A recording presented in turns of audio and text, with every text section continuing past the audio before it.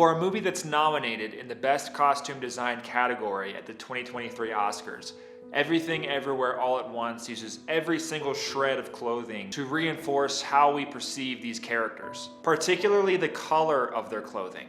My thesis is that this movie uses colors like red, white, black, green, and yellow to tell a story within a story that you might not have noticed upon your first viewing. This video will be a detailed analysis of that thesis and this film. Throughout the movie, Jobu Tupaki is seen wearing vibrant clothing with no real common thread or pattern. It makes sense for Jobu because she's the embodiment of chaos and pointlessness. Jobu's wild mashup of every color in the rainbow is like staring at a second grader's drawing. You know, it's not the Sistine Chapel. Funny enough, this movie does reference one of Joy's, elementary school drawings.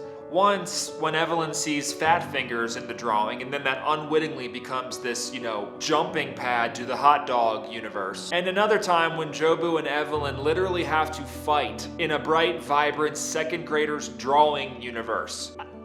I didn't write the script, okay? So kids, what do we know about them? They're kind of ridiculous, right? They do stupid stuff that doesn't make any sense and they rebel against the rules. So they use every color they can to make their drawing more interesting. It makes sense that Jobu would, many times, act like a child because the rules of society don't mean anything to her and are pointless. Allowing her to flaunt bright, vibrant colors and clothing that most people would never wear in a million years drives that point home a little bit further. Now what about the bagel? It's black, isn't it? Have you ever mixed all of the colors together in a painting once when you were in school? It makes sense that the everything bagel, the thing that Jobu Tupaki puts literally everything on, is black. There's one other really important element to this thesis, and it's that the Wangs are a Chinese family, and Chinese culture is infinitely present throughout the entire movie. It makes sense then to see what these colors mean in Chinese culture. Let's start with white, the color of Jobu Tupaki's bagel dimension. White is associated in Western culture with brides and purity, but in Chinese culture it means something totally different. In Chinese culture, death is represented by the color white. It's one of those unlucky colors apparently, and it's associated with mourning. That's why you see a lot of people at Chinese funerals wearing white. It makes sense that Jobu Tupaki's bagel dimension, the center of truth in this movie that states that nothing matters, is the same color representing death in Chinese culture. What about black? Black represents power, knowledge, and authority. It's thought that black is associated with evil and destruction, which is why you shouldn't wear it at a wedding or a happy event. The bagel is truth, right? It's power. Nothing matters. It's also the ultimate power, showing that it can devour Jobu Tupaki and anyone who gets too close to it. The destructive nature of the bagel ties right into what black means in Chinese culture. But there's another important Chinese concept that's represented by black and white in this movie, and that is obviously the yin and yang.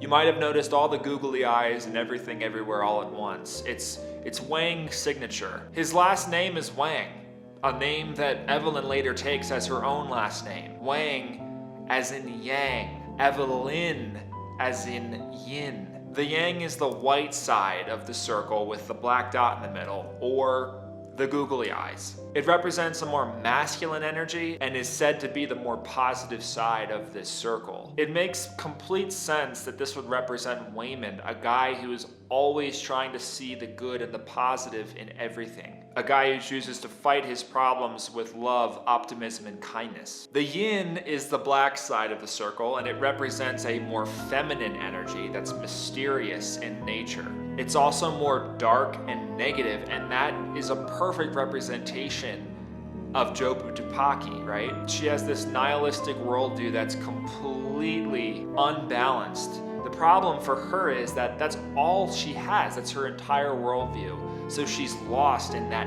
yin side of the circle. There is no yang to balance that yin for her, and that's why the whole multiverse feels out of balance. Evelyn is the yin too, right? Which is why she said the universe gave her Waymond to help balance her out. But now I see it's okay that she's a mess. Because just like me, 她找到一位善良、体贴、真正爱她一些的人。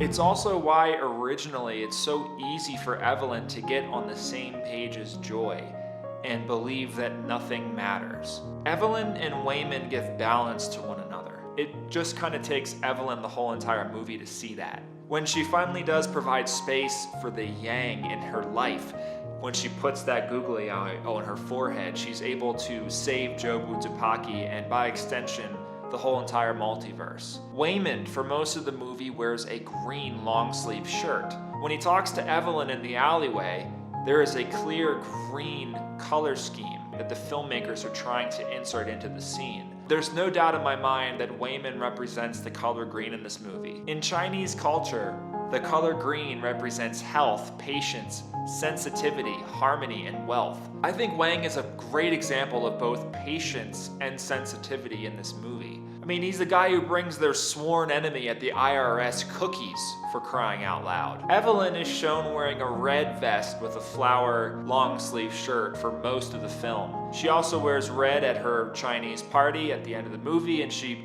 also wears red in some of the flashback scenes when she was young, moving to the United States. For me, there's no doubt that she represents red.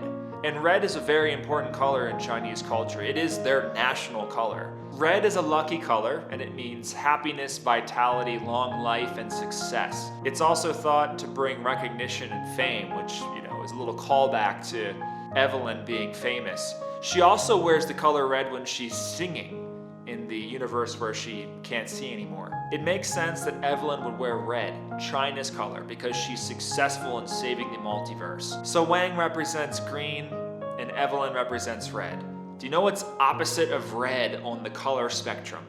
It's green. They are polar opposites, or the yin-yang. Now, what do you get when you mix red and green together? You get yellow. Which brings me to Deirdre's character. I think I'm saying her name right. She's shown in yellow for pretty much the entire movie except just a couple key sequences. And what does she do?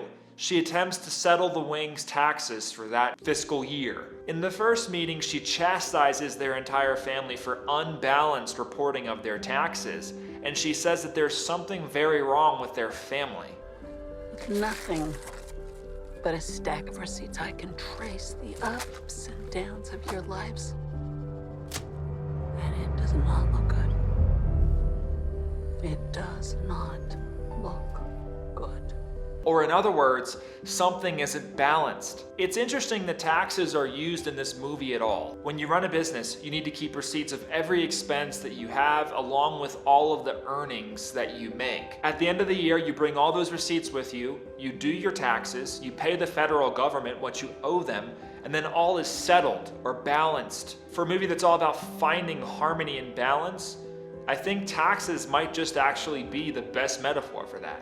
So therefore, it makes sense that Deirdre would wear yellow because she is the vehicle through which Evelyn finds balance again in the movie. Evelyn's red mixes with Wang's green to create yellow. It means it's the fusion between yin and yang that Evelyn was searching for and desperately needed. Wang speaks to Deirdre when she's about to arrest Evelyn and manages to make Deirdre let her go. Then Deirdre and Evelyn have a conversation that starts Evelyn's transformation. Not to mention, Deirdre is the first person that Evelyn fights with love and kindness at the very end of the movie. It's like it marks that transformation for Evelyn's character. Afterwards, she blocks bullets from hitting Deirdre and she picks one of them up, turns it into a googly eye, and puts it on her forehead. That's symbolizing that she's accepting the yang in her life. She's finally mixed her own being with the yang side of the yin-yang circle.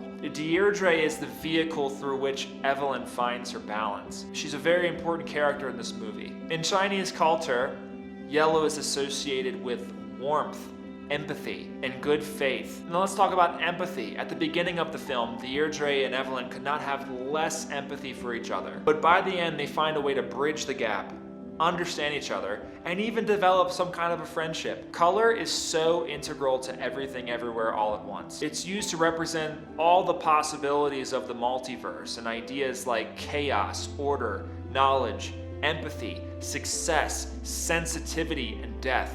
I always used to think that the best costume design category at the Oscars was largely just a throwaway category, but it's not. When taken seriously, it can add a whole other level of meaning to the story. And I think Everything Everywhere All at Once represents this so perfectly. Hey, if you like this video, please consider liking the video and subscribing to my channel for more film analysis type videos in the future. Let me know down in the comments what stood out to you about Everything Everywhere All at Once. If you have any additional thoughts about my color theme thesis, and if you'd like me to do any other movies, I'd love some suggestions down below. So if you want me to analyze any other movies, I'd love that.